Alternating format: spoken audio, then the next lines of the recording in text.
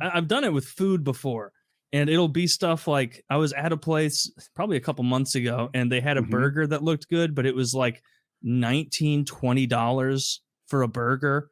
And like, that's not like breaking the bank or anything, but it's like, I'm not spending $20 on a burger, like matter of principle. Like That's how I ended up that's not cooking a lot. worthwhile.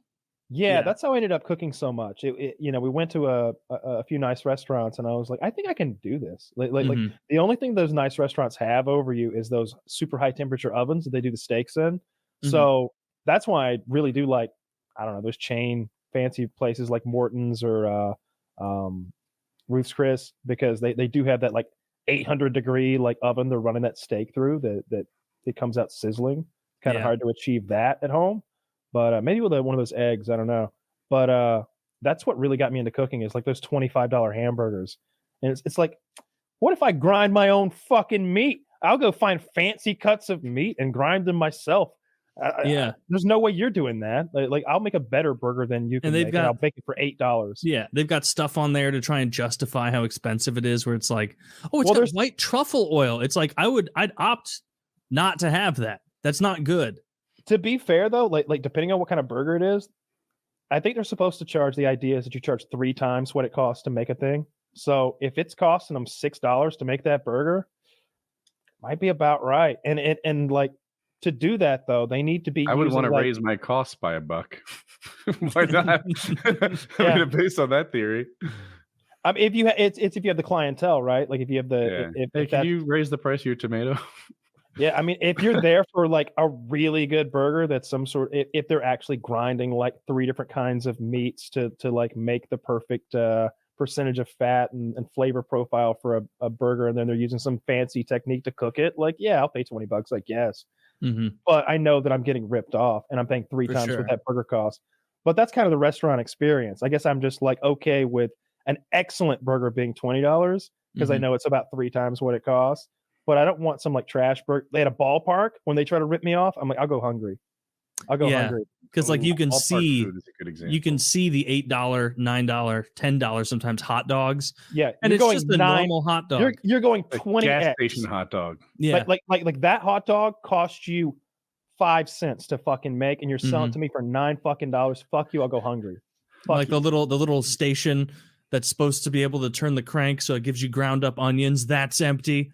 You know, and the condiment station's gross. Some hungry kid is out there with a whole bowl of it, because he can't afford a $9 hot dog at the park. That's like the ultimate cheap move, taking your son to a baseball game, like making him think that like, no, just grab the little dish, all the onions you want, just flakes of raw onion.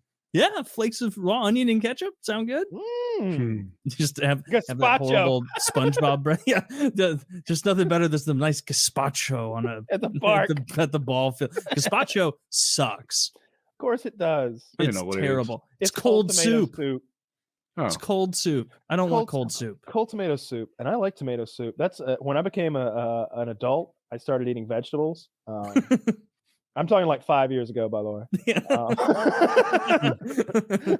And tomato soup was one of the things that I was like, wow, this is pretty good. It's good with grilled cheese, but grilled cheese is the mover and shaker in that relationship. Like I like to dip it. The tomato soup, there's not that much to it. It doesn't taste. I don't believe that tomato soup. So cheese is fats, bread is carbs, butter, which is a huge ingredient in grilled cheese, is also fats. And I don't know what tomato soup is exactly, but I doubt it's tomato. Go ahead. Carbs. It's fat. It's cream.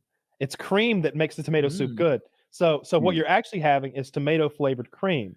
And here's the secret to food tasting good. It's butter and cream. The more cream you add to tomato soup, keep that under your hat. We don't want to get out. I didn't mention protein in any of those macros, by the way. You don't understand. You don't understand. Like the amounts of butter that are required to make like the best mashed potatoes you've ever had. It's almost a 1-to-1 ratio. I literally have no butter on my potatoes. Of course you don't, because it's awful for you. But if you were going to a nice restaurant and they were selling mashed potatoes for $12 a serving, you're eating so much butter, and they're going to be tremendous. Yeah. they're gonna be tremendous. Like yes, it's butter, and butter tastes good. My daughter was making fun of me. I usually don't talk about her, but she'll get away with this. I was at I go, oh, those restaurants. All they care about is making the food taste as good as they can. And she's like, oh, the humanity. those restaurants trying to make tasty food. What will they think of next? Big restaurant. Fast service. Yeah. It's hard to eat healthy on the road. It's like impossible. It's not impossible. It's just no. You're right. If it's impossible if you have no conviction. You can you can eat healthier if you treat grocery stores like restaurants. Like oftentimes they have something there that like is ready to eat and not so bad. I went to a restaurant with some friends recently, and there's all these delicious things on the menu. Pizza, wings. We're like at this place to watch a Blues game, and I just there's like, no, you know what?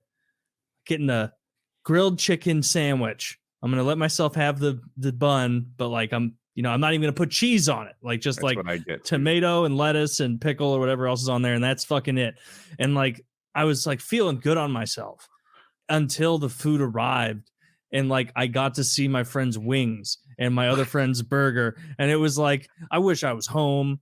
I thought you were going the other way. I thought you were about to say, then it arrived and there was mayonnaise on the bun. And I was like, what are you guys thinking? No, I saw it and I was like, well, and I was glad in a way because I knew that future me wouldn't have the strength to say no to the wings. And so I quickly, the grilled chicken sandwich. Don't ask me again. That's like, remember that scene where Tony Soprano and Bobby are at like a diner, they're sitting at the counter and Tony orders egg whites and tomato slices. He's trying to lose some weight. And Bobby orders like a big ass ribeye steak and onion rings or something, and it comes and it is just a piled high fried fucking steak and onion rings, and he's chopping up his eggs and tomato slices, and he's like, "Is that good? Yeah, it's all right, hon. Get another one of those over here." He like pushing the shit out of the way. He's got to have another onto the floor. He can't do it. I did that the other night. I did a Tony Soprano. I got up at like 3 a.m. feeling peckish, and I went and I ate deli meats out of the paper from my fridge. Dude, why don't you get turkey and then it doesn't matter? I did, but I didn't want that. I grabbed the salami. Get the turkey and chicken breast and get like the flavors of it, and you can eat fistful of it. That's the thing. Chicken breast is one of my go-to. That, and I have we call it tropical fruit, but it's just the cut up zucchini, cantaloupe, kiwi, cantaloupe, melons, strawberries, pineapples in there, stuff like that. Good stuff. And I allow myself to snack on that when I'm hungry. I don't know anyone who got super fat on melons. Like, I've got a weakness for I've got a chicken breast with no salt. You can take egg whites. So egg whites make meringue when you whip them. So like you can take like not the egg beaters. I've found that shit doesn't work for this, but just I think you'd actually need real egg whites. But you could whip egg whites and then flavor them with like artificial sweetener and like a little bit of vanilla, and you could have like a fruit salad. Oh, okay. It would add protein to your snack. Had that. I've had something very close to that, and they called it floof. I don't know if it was a great recipe or somebody else's. Okay. It looks like it will taste amazing, but it doesn't. If you eat it right away, it's like a 3 out of 10, and if you eat it tomorrow, it's a 1 out of 10. Well, meringue tastes really good. Like it's a topping for pies. And it's just whipped egg whites and like some flavoring, and I mean there's sugar, but you substitute the sugar out, right? A little different than I'm having because I'm familiar with the goop or whatever. I don't remember exactly what's in it. Greg Doucette's got some wild shit going on in those recipes.